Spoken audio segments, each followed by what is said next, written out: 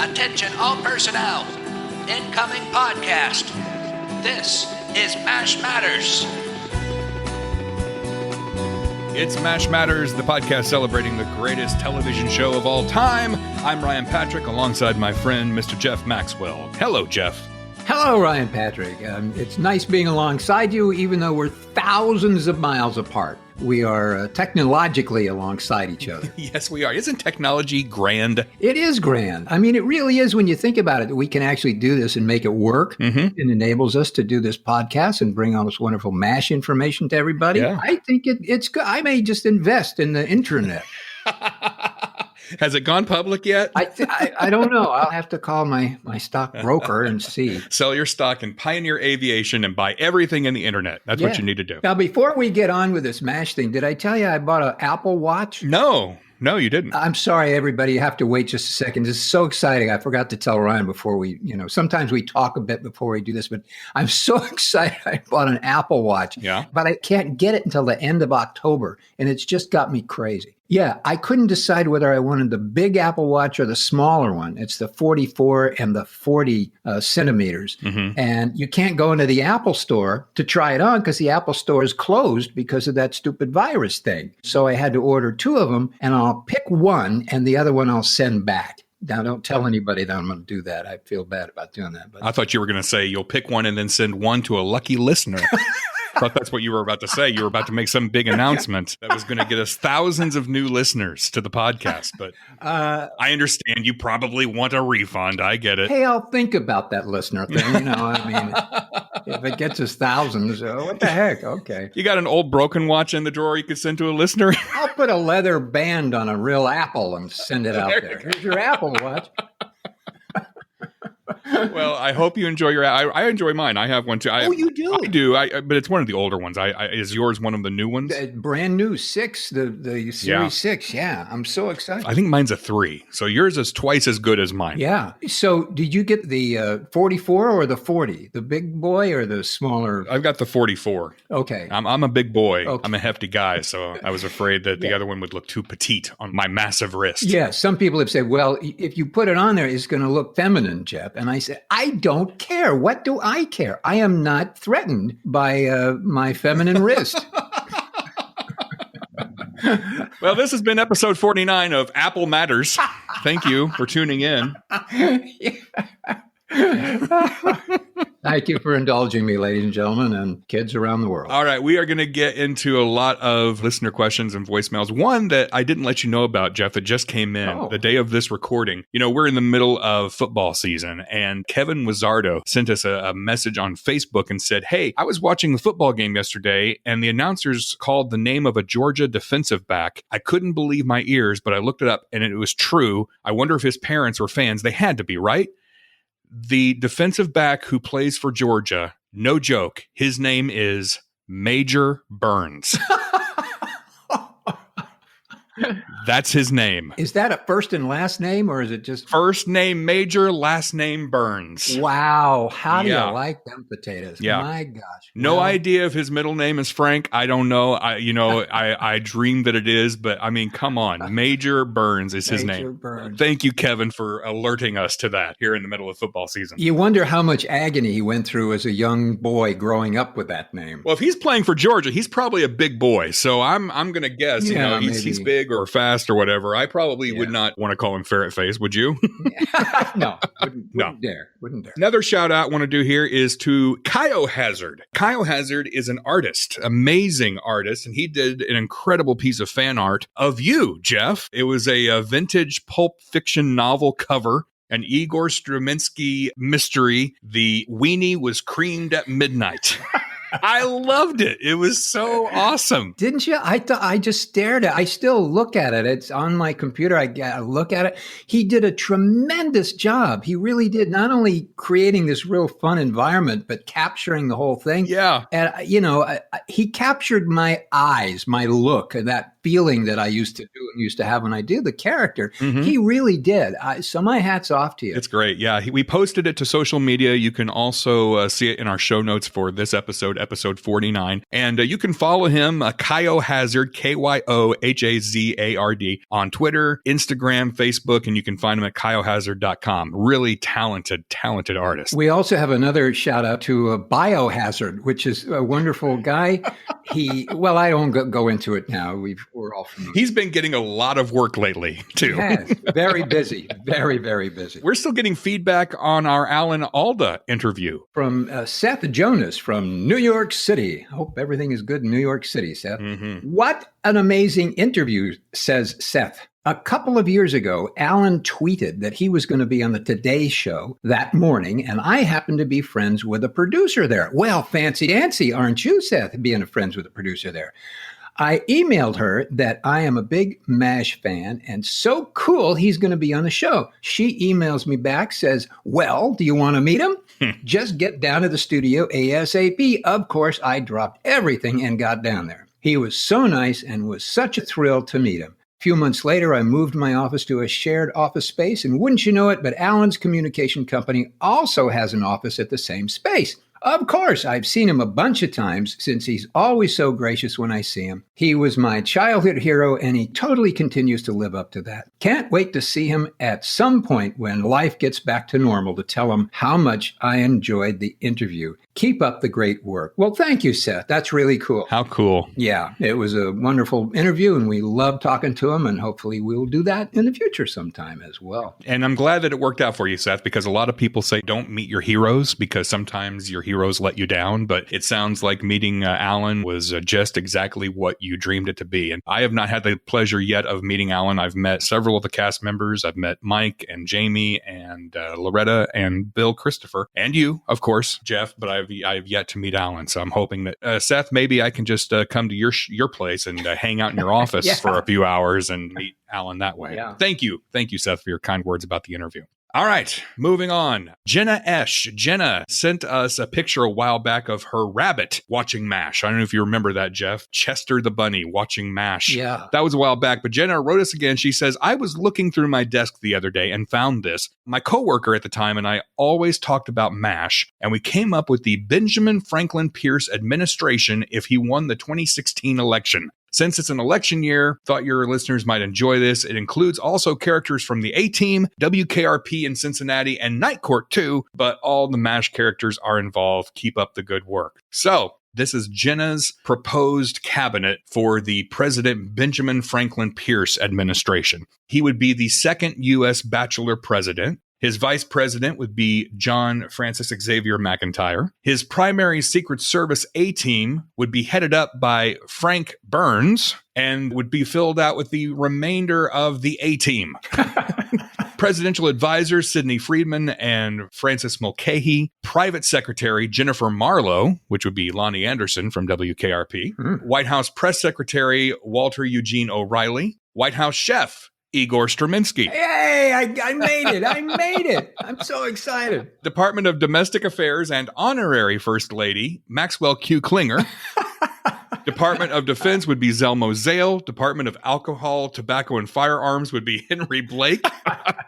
Department of Treasury, Luther Rizzo. Luther Rizzo? And shouldn't he be Transportation, like Secretary of Transportation? Yeah, really. Treasury? Kiss off the economy. Department of International Affairs, Margaret Houlihan. Department of Homeland Security, Samuel Flagg, of course, Colonel Flagg. Department of Education, Kelly Yamato. Attorney General Charles Emerson Winchester III. Surgeon General Sherman T. Potter, and appointed Supreme Court Judge, the Honorable Harold T. Stone, presiding from Night Court. So that is Jenna Esch's presidential administration for Benjamin Franklin Pierce. So yes, is it too late, Jeff, to write in Hawkeye for president? I don't think so. We might as well. What the heck? I don't think it's going very well anyway, so just write in a name. Who knows? Anything can happen. So yeah, go ahead. Write in Hawkeye. That would be fun. But enough talk about politics. Enough of that. Let's get back to some more listener questions. Yes, from Ryan Vanis, or Vanice. Very nice. I don't really know which, but Ryan Vanis, I'll say. For some reason, I noticed the variety of nurse extras in episodes I've been watching recently. how did they get the extras? Were most associated with folks on the cast and crew, or did they come from an agency? Thanks a bunch, fellas. Cool. Well, okay, I'll tell you. The show used to breed them and keep them in a little kind of a corral-ish kind of thing. It was covered. They were fed, bathed, clothed, but they were bred so that they looked just like the show wanted them. Okay, go ahead, Ryan. I don't know where to go from there. Yeah, I'm not sure I know either. Well, okay, here's how extras are born. When a mommy extra and a daddy extra love each other very much. Very much. And they have some quiet time. Extras come from a casting. I'll go back to the way it used to work. I'm not real sure how it works right now. I know there are agencies that cast extras. Mm-hmm. There was an agency that was specifically engaged in casting extras. However, there was also an extras office dedicated at 20th Century Fox to casting extras. That's one of the casting positions that I held at 20th Century Fox. I started as a casting director casting extras in that extra casting office. And we cast all the apes in Planet of the Apes and everybody in all the TV shows, including the movie MASH. The way it works is that if you want to be an extra, the way it used to work, you signed up and then you would call the extra casting office at 10 o'clock in the morning or 11 o'clock or whatever. And all the extras would call, and maybe it was like 4 in the afternoon when they would get off doing other stuff. But they'd call and they'd just say their name. So they'd call up and I'd say, casting, and somebody say, Ryan Patrick. And you say, no, call back. Mm-hmm. What that means is we didn't have all of the shows in with their extra orders. It's weird. Because, they would say we want 6 blondes and 4 brunettes and, 4 people who can ride horses and things like that. Mm-hmm. And so our job was to know kind of all those people who were calling in. So if we said, hey, we need a guy that can ride a horse and work a shotgun and do things while he's riding, and we know Ryan Patrick can do that. When Ryan Patrick calls in, I say, casting, Ryan Patrick. Yeah, Ryan, 7 a.m. tomorrow morning at the studio, rain or shine, bring your shotgun. Yeah. That's what would happen. And you'd come the next day at 7 o'clock and do that. Yeah. Now, that's what was going on at the time. Eventually, 20th Century Fox abandoned that office because it became too expensive. And so another agency kind of took over the process of casting extras. With that agency, you go and you'd sign up and you'd take them a picture and you'd give them a brief kind of, description of who you are and what you like to do and what your abilities were, if you had any. And they would keep that on file, and kind of the same thing would go on. I think eventually they got into the situation where they would actually call the people. We did that too sometimes in the office. But if you're looking for a job, you'd get off on one, one was finished, and you'd call up the casting office and say, hi, Ryan Patrick. And they say, well, no, call back. Or, well, yeah, we got another job. And that's the way it happens. And that's the way extras get on shows. Gotcha. Now, after that, when a show is working like MASH was, and it was successful, and you knew that it was going to be on for another 13 weeks, the assistant directors would get to know various people and sometimes handpick them. Mm-hmm. So on a day, let's say Tuesday, it's, everybody's finished shooting. And so the assistant director would go to those people and say, hey, you're back tomorrow, 7 o'clock. Yeah. So they wouldn't have to go through that process. They'd know they were back. Mm-hmm. And it did become a relationship thing. A lot of the assistant directors would know people and they'd like them. And, you like to hang around with people that you like. So they would kind of repeatedly have those extras back. And so sometimes those familiar faces that you see, even though they didn't say anything, were people who did the job. Everybody liked them. And so they would be hired over and over and over. And that's how extras are born. Well, Bob Steinkamp also has another question about extras. He says, hey, Jeff and Ryan, I love the podcast. Plus, Ryan, I used to live in your neck of the woods. I went to Southern Illinois University in the early 1970s. Hey, Bob, go Salukis. So during the mess tent scenes, while Hawkeye and company are acting, the extras are in the background yakking away. What do they talk about? Or are they just pretending to talk? I don't think I can answer that. I talk too much with that last answer. So am I allowed, Ryan, to... Yeah, yak away, Jeff. Yak away. Okay. Or you can just pretend to talk too. You can do that too. Whatever you want to do. You won't know I am doing it though, because you can't see me. You know, if they are in a scene where there are other actors who are being photographed and the other actors are talking, there would be an effort to talk quietly or kind of fake talking. But most of the time, the expressions that you see are kind of just real things that you see that you would do normally, that you'd visually recognize as some kind of conversation, but you wouldn't necessarily have to hear the words, like facial expressions and things. But for the most part, if there's a scene and you can see people behind the actors who are doing the scene and somebody's talking, they're talking very quietly, because they'll be heard and you don't want to pick them up. Are they actually carrying on a conversation, or are they saying watermelon over and over and over again? That's kind of up to them. Sometimes they can carry on some kind of little goofy conversation, or they're saying watermelon over and over again. Usually they might say, "Oh, I love the coffee. Can I have some coffee? Oh, yeah, I love the coffee. Oh, yeah, you know, your hair looks really nice. Oh, right, does? Thank you very much." So they're doing it very quietly so that they don't interfere with the acting. And you too can be an extra if you sign up for our new class, Jeff and Ryan Talk Extra. You know, it's not a bad thing to do. It's not a bad job to get, even if you're in local areas. You're not sitting in Los Angeles, California. I'm sure you can find some agency or some organization that casts extras or would like to have those people on file. And you should go to them and say, "Here, you know, this is my name. There's who I am. Here's my phone number. And how do I do this?" And you can work. Yeah. And you have a good time, and you get to hang out on a movie set or a TV show or something. It's very interesting. Most of it is sitting around. Yep.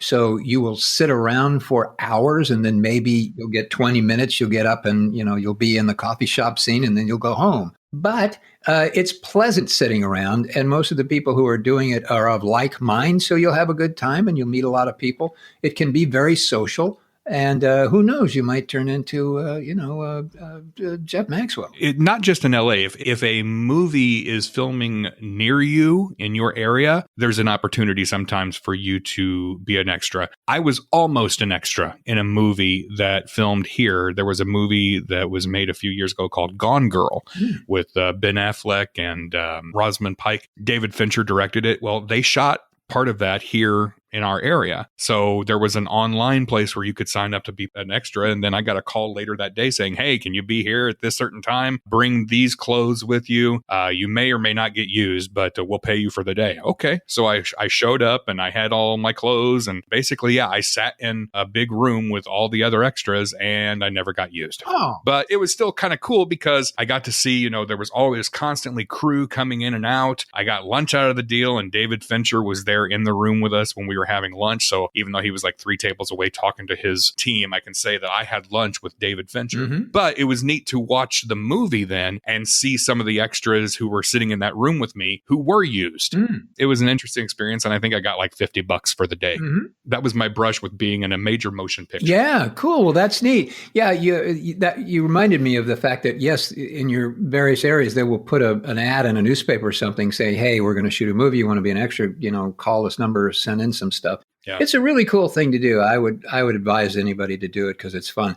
Also, if you get to Los Angeles, I was babbling on and I forgot the name of this company. It's called Central Casting. Yeah. And Central Casting has been around a long time, and they are the big kahunas in terms of casting extras. So if you get to Los Angeles, you want to do it, look up Central Casting and they'll tell you how to, you know, register with them. Very cool. All right. And moving along to Tim Tupper. Tim. Hi, Jeff and Ryan. MASH matters to me because it shows that comedy can ease people through tough times, even when it's hell. Oh, boy. I myself am a nurse of 15 years and often use humor at the hospital. I try to put smiles on my patients' faces, and I also play a lot of practical jokes on the staff. Sometimes it gets everybody laughing. Sometimes I have to run and hide for a little bit. I don't doubt that. I was wondering, we see the swamp, Potter's tent, Margaret's tent, Father Mulcahy's tent, Klinger's tent, and the nurse's tent. Where did the enlisted personnel sleep? Where did Igor sleep? Thanks for the podcast. I listen to you guys all the time in my car, and I haven't fallen asleep at the wheel yet. Just kidding. Pray that you all stay safe with all this COVID stuff. Well, thank you very much, and the same to you as well, Tim. Igor slept around, so that's technically... that's as far as I could go. It's true, though. We never do see where the enlisted personnel sleep. And why does Klinger have his own tent? Yeah, good question. Yeah, that's a good question. Very good question. Yeah, enlisted personnel, where'd they sleep? You got me. I have no idea. No idea. I guess they didn't get much sleep because we didn't see. They slept in their trailers. That's where they slept. Yeah. Sorry, Tim. Other than Igor slept around, I can't answer the question because I have no idea. Well, speaking of sleeping in tents, we have a voicemail from Anita. Hi, my name is Anita Reba. I am from South China, Maine, and I have been watching MASH for years and years. Absolutely love the show. I do have a question. It's kind of a two-part question. One part was when they were filming the MASH TV show, did any of the cast ever actually stay out there at the site in the tents at all? Just curious. And the second part of my question was if anybody knows if any of the cast has ever gone back to the filming site because it was such a probably very large part of their life and actually put them on the map, so to speak. Anyway, love the people, love the cast, and thank you. Shall I answer that?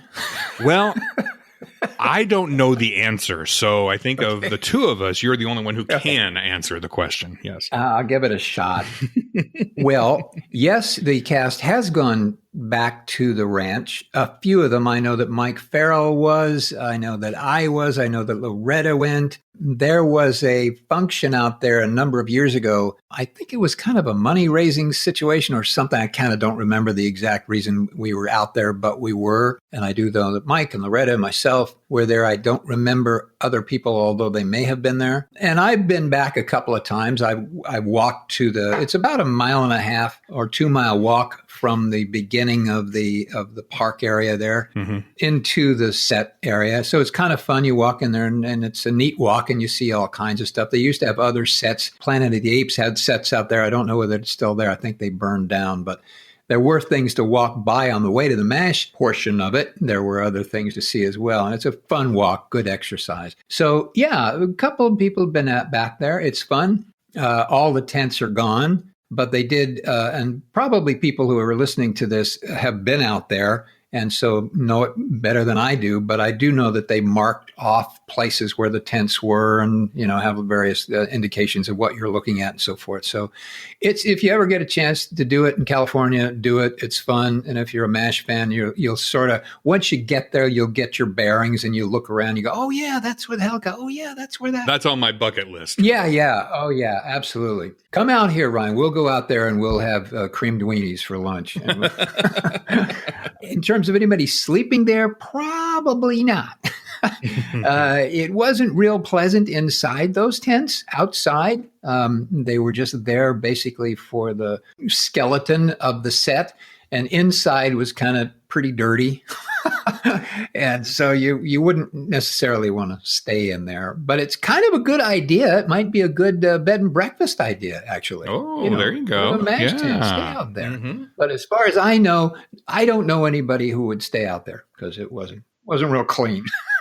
Or at least admit to staying out there. Yeah, right. Yeah. Hey, thank you to Jack. Jack emailed us some photos that he took from the Bourbon County Citizen, which is the official newspaper of Paris, Kentucky. Evidently, the local boat landing there in Paris, formerly known as Paris Landing, has a new name. The new owners, Donna and Ralph Quillen, have renamed it Captain Tuttles. And this is from the article. This article was written by Pat Conley in the Bourbon County Citizen. And I quote, "And now for the explanation. Turns out Ralph wants you to find out for yourself. On the internet maybe, or better yet, by visiting him and Donna down at the creek sometime. There's a little Tuttle in all of us," Ralph teases. Meantime, here's wishing many years of success and community service to Captain Tuttles, whatever it means. Well, we all know what it means. And thank you, Jack, for letting us know. And best of luck to Ralph and Donna. In related news, I feel like Hawkeye reading the Crabapple Cove Courier to disinterested wounded. Oh, that Tuttle. Yeah. He's everywhere. He's everywhere. Well, from Monica O'Brien. Monica says, "I'm listening to your latest episode and you are talking about setting up a MASH dating service." We were? Did we really talk about that? We didn't talk seriously about doing it. We were just joking about it. All right. I can tell you, I met my husband in college, and one of the things we bonded over was MASH. We now have 2 sons who watch the reruns with us. Wow. Well, I guess MASH worked there too. When a mommy MASH fan and a daddy MASH fan love each other very much, they have 2 sons who watch reruns with you. Speaking of that dating service, Sue Ann Alderay, she also chimed in and said, "After listening to the episode, I think you should call the dating app Mashed Together." Oh, that's cute. I love that. That's cute. That's really sweet. We're not really setting up a MASH dating service, but if somebody else wants to do that, we are available to be paid spokespeople for the MASH dating service. Shamelessly. From Andrea, "Hi, Jeff and Ryan. The episode Moral Victory was on television the other night, and I have to say it was one of my favorite episodes featuring David Ogden stars." Well, your favorite episode, too. It's one of them, yeah. John Rappaport's favorite episode as well. Mm-hmm. It isn't often Major Winchester shared his softer side, and it was perfect for him to share his love of music in a way no other character could. When I was younger, I used to play piano. In high school, I broke my right hand in a skiing accident. I remember feeling quite stupid as I would sit and practice the left-hand section of my pieces. I had an upcoming competition in the spring and really didn't want to participate. I felt like I wouldn't be ready. Then I saw that episode and I no longer felt that stupid. While I didn't score as high as I hoped, I still made it through, playing with both hands, although my right hand was still somewhat weak. I don't play anymore, but when I see that episode on television, I smile, as it is a great lesson in how to persevere. If you have never heard the complete Ravel, it is a wonder piece.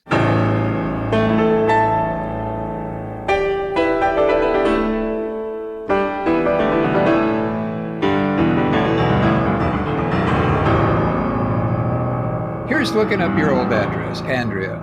Well, that's really cool. What struck me there is I wonder why she doesn't play anymore. Andrea sent this email to us before we started talking about Winchester back in episode 47 when I picked some of my favorite scenes. And we put it out on Twitter and Facebook. Hey, what are your favorite Winchester moments? And we had so many responses. People sharing their love for Winchester, which warmed my heart because he's my favorite character from the show. And some of the other moments that people were talking about, there was the candid talk that he had with Hawkeye about their fathers in the episode Sons and Bowlers. My father's a good man. He always wanted the best for me. But where I have a father, you have a dad. Charles, you never told me anything like this before. Actually, Hawkeye, I've never told you anything before.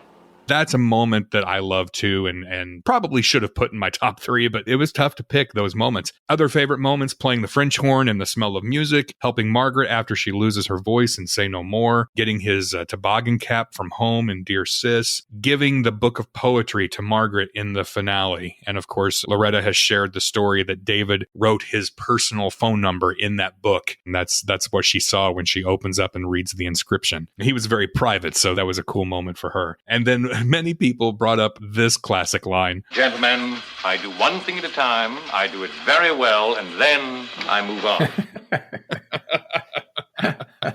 And Morale Victory, I'm trying to remember the line we talked with John Rappaport about that he was very excited about.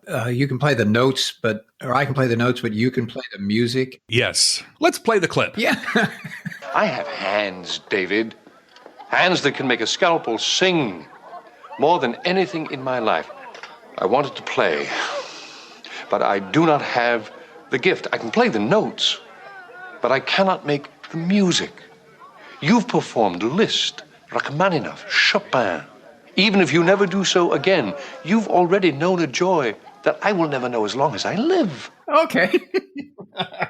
Well, that settles that. Hey, hello to our friend Lucas Lance. Lucas is in Slovakia, and Lucas reached out to us a while back and asked if we would participate in an interview for his website that he works for over there in Slovakia. And we did. I think we spent about an hour with Lucas a little while back, and he has published that interview on his website. Part of it is in English. The other part is in Slovakian language, Slavic. I think I'm much more interesting in the Slavic language than I am in English. He actually emailed this to us before we did our interview with him, and he asked us several questions, and I believe that we answered all of those questions in our interview with him, except for this one. He said in one of the episodes, I think it was with Kelly, you mentioned that you were not on set for the final day of shooting. Can you explain why? I would expect that all people would be there no matter what. What was the reason? That's a great question, and I don't have an answer for it, unfortunately. I was not there.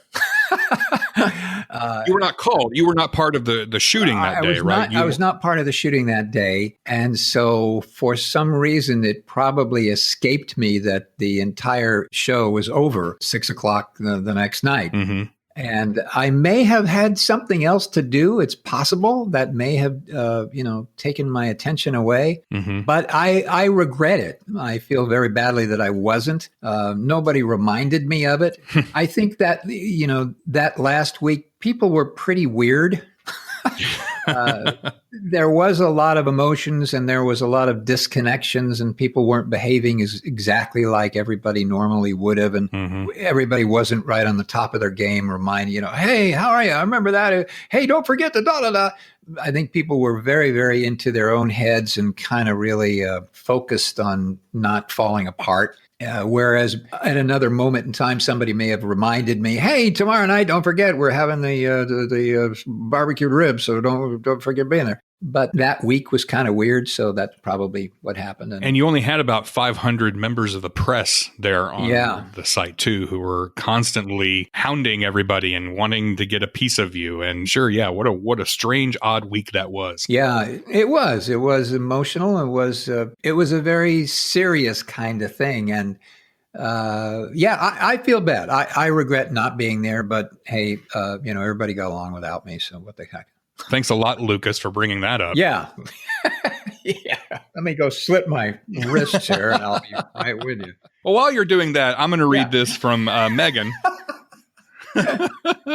Ryan and Jeff, hello. My name is Megan. I'm 31 from Wisconsin. I know many people share my sentiment, but I'd love to share my story with you. My parents divorced when I was 7 and my brother James was 5. Our dad introduced us to MASH and James and I were hooked instantly. The show saved our lives. Dad was an abusive alcoholic and we lived in a 400 square foot, 1-bedroom apartment. James and I shared the bedroom and Dad slept in the living room on a fold-out couch amongst a sea of beer cans. Every night at 10:05 to 11:05, James and I would turn our TV on low and watch and laugh together. We know every episode by heart, and MASH has kept my brother and I close. When communication becomes challenging, MASH keeps us together. We cried with you, we laughed with you, and we grew up with you. Twice a year, I put in my MASH DVDs and let them play in the background while I live my life until I get to the finale, and then I make a day of it. I cook a traditional Korean meal, I'm a private chef, and I get a glass or 4 of wine, and I stop to enjoy the finale. Aww. Thank you, Megan. What a sweet message. And she runs a place called The Vintage Kitchen. She is a private chef. So if you're in the La Crosse, Wisconsin area, look up Megan at The Vintage Kitchen.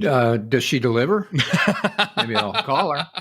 I did tell her the next time she watches the finale and she has this big Korean meal that she needs to invite us over. Absolutely. So we're going to La Crosse. Okay. And Greg from New Jersey left us this wonderful voicemail. Greg, take it away. Hey, Ryan. Hey, Jeff. This is Greg calling from Atlantic County, New Jersey. We're in the southern portion of the state. Lots of beaches and trees here. Anyway, I'm calling to say thank you for getting me through this pandemic. I discovered the podcast about 2 weeks into the shutdown and finally got caught up on all the episodes last week. My dad served in Vietnam, and my earliest memories are of us watching the show during the first run. Often I would sit on his lap, and then through syndication. Once it hit syndication, I have vivid memories of my dad leaving for work at 4 a.m. and returning home about 6 o'clock at night. We would always eat dinner together as a family, and then he would sit on the recliner and fall asleep watching MASH from 7 to 8. I would be right there with him. It is now 2020, and not much has changed. My dad is 72 years old, still works long, grueling hours. But I can say without a doubt, when I visit him and my mom, MASH is always on the TV. Also, at the beginning of the shutdown, my 10-year-old son, Cash, started watching the show on Hulu. We watched every single episode together, and to see him laugh at the comedy while also being affected by the drama was just an incredible bonding experience for us. He is now on his 4th or 5th trip around the series. He did this with the show The Office as well, and at first I was a little concerned about it, watching the same series over and over and over. But Cash suffers from anxiety. COVID has exacerbated this condition. What experts in the field have discovered is that people who suffer from anxiety tend to watch their favorite shows over and over and over again. They don't want to be surprised. They don't want to guess what's going to happen next. So to see the comfort he gets from watching MASH over and over just fills my heart and makes me somewhat emotional. On reflection, I have to wonder if it gave my dad the same comfort. I can't ask him because he doesn't talk about his feelings, and really he never talks about Vietnam. But there is one thing that he told me and my brother, that the sound of chopper blades became the sound of angels to him when he was there. Thank you, Ryan, for your knowledge and treating the series with such TLC and respect. Thank you, Jeff, for the behind-the-scenes info, but more importantly, thank you for being open to learn, appreciate, and accept why MASH matters to so many of us.